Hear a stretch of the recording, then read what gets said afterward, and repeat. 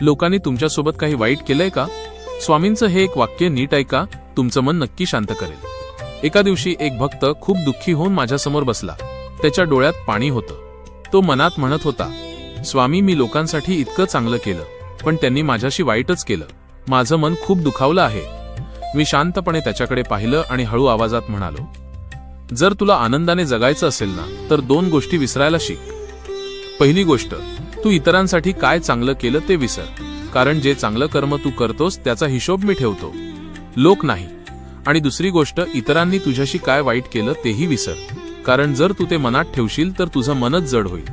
मी त्याला पुढे सांगितलं, बाळा, या जगात प्रत्येक माणूस तुझ्या मनासारखा वागेलच असं नाही, पण तू तुझं चांगुलपण कधी सोडू नकोस. लोक काय करतात याचा विचार करत बसलास तर तुझं आयुष्य दुःखात जाईल, पण जर तू सगळं माझ्यावर सोडलंस तर तुझं मन हलकं होईल. तो भक्त माझे शब्द ऐकून शांत